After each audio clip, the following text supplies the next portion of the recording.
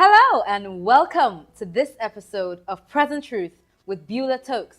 Yes. And of course, I have Beulah Tokes with me here. Well, thanks for having me here. And today, thanks for having you. It's Present Truth with Beulah Tokes. Well, thanks for having me all the same.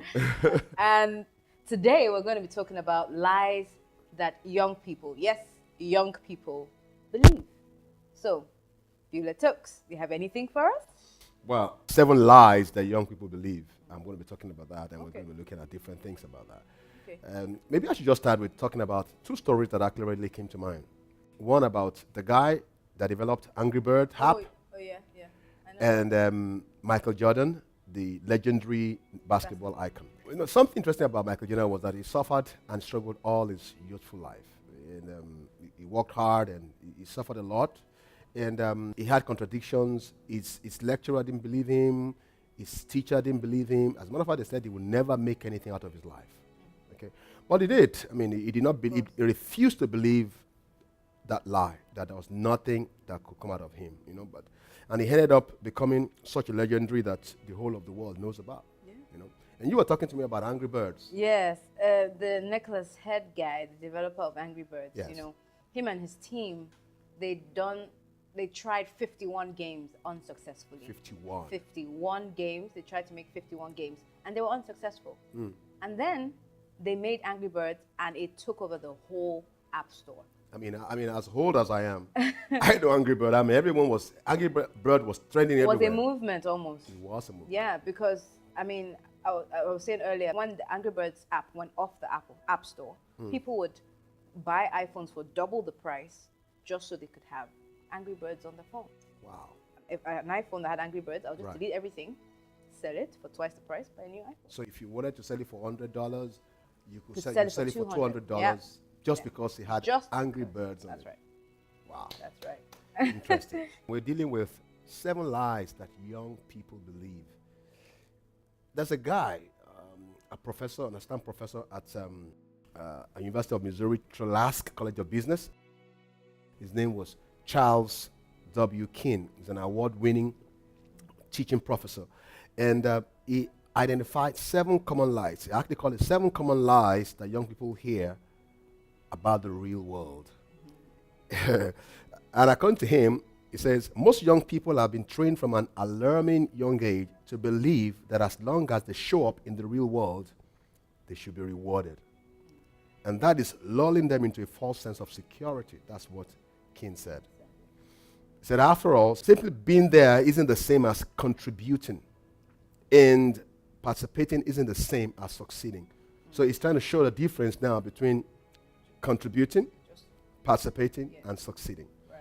That's the fact that you showed up does not guarantee you Anything. default success. Yes. And I think it's right. Okay. But I want us to look at his claim from Scripture. And like I always do, I have 2 core scriptures I want to share with you today. And one is from the book of Psalms, chapter 127, verse 1. And the second one from the book of Proverbs, chapter 22, verse 29. And this is what Psalm 127, verse 1 says.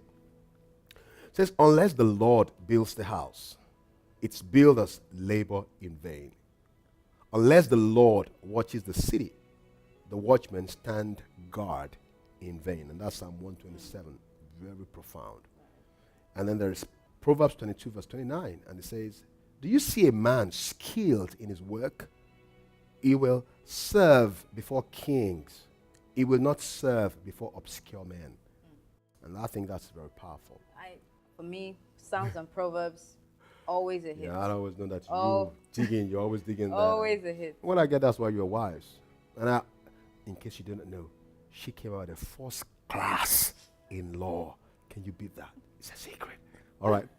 So you see the reason why that's happening, because you found strength in the Proverbs. You've found strength No doubt. in the Psalms. The foundational things for every young man to succeed, and we celebrate that.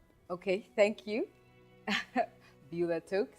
I, being a young person, have some questions for Beulah Tokes on, the lies that young people believe. And my first question is this. Okay, so the world is changing fast. Yes, it is. Changing very fast. And so I'd like you to please shed some light about, the kind of changes that young people are facing now and how much these changes influence young people, how much influences what they feel. Yeah, it's important for us to discuss how young people think in the ever-changing world, because choices are made from thoughts, and actions follow choices. So you could see people's actions from choices they made, and the choices they made are informed by their thinking pattern. Now, these thinking things are informed by a lot of things, okay? Especially issues that are happening around young people.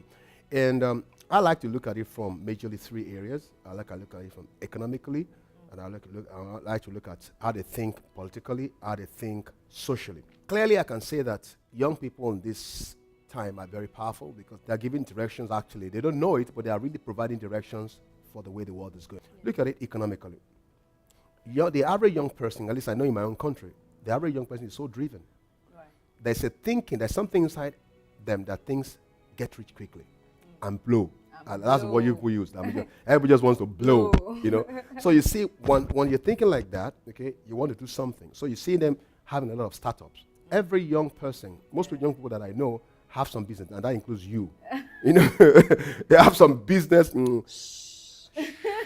Let's say it. So you can see that the average young person, okay, unlike my time, okay, all you need to do was probably go to school, get good grades. But now you guys are thinking, look, we're driven. We want to get rich. We want to be successful. Right. Okay, but that's why there's a lot of startup. Actually, there's a book I really want to recommend to our viewers. It's called Startup Nations. Okay, it documents the story of startup young people who started up, okay, in Israel. Yeah. And I think it's a good book. I've started reading it. I think you gave me a copy, I gave you excellent. And I advise you to get one. Right. Okay. So you can see that. Okay, it's really about young people. And then secondly, politically. Clearly, the direction of politics in the world today, okay, is being influenced by young people.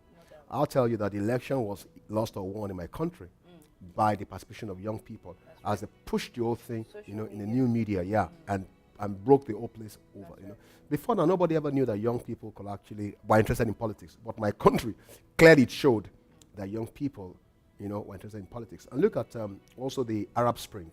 The young people, okay, once they said no, once they said we'd had enough of it, became such global news, and it changed that whole environment. So young people are very powerful economically, politically, and then of course socially. You look at the social media. The young people have changed the way we relate with people across, across continents. The Facebook by Mark, that long name guys, that guy, look at Twitter.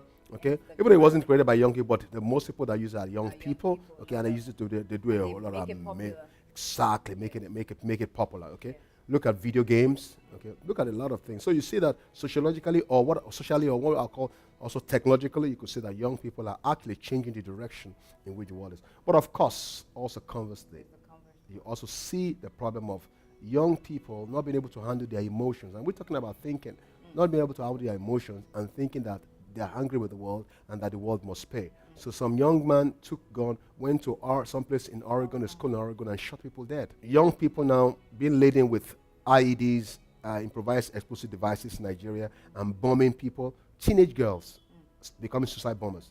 So you could see that really, just like young people could actually give direction to the world for good, they could also actually create problems. Two sides to it. It's all but it's all basically about thinking, how they see. What are the lies they have been told? Why do they behave the way they behave? Why are they making those decisions and those actions that they're making? And that basically, I can tell you, is influenced by the way young people think. Wow. Yeah. Wow. So thought is where it really is the core, really. Yes, it is. It is okay. the core. That's cool. It is. I have some more questions, though. I'm not nearly done at all. So everyone, regardless of their age, has something they think about themselves. Speaking on this thought thing, they believe something about themselves. Now, what do you think is the crux, drives the mental energy of young people?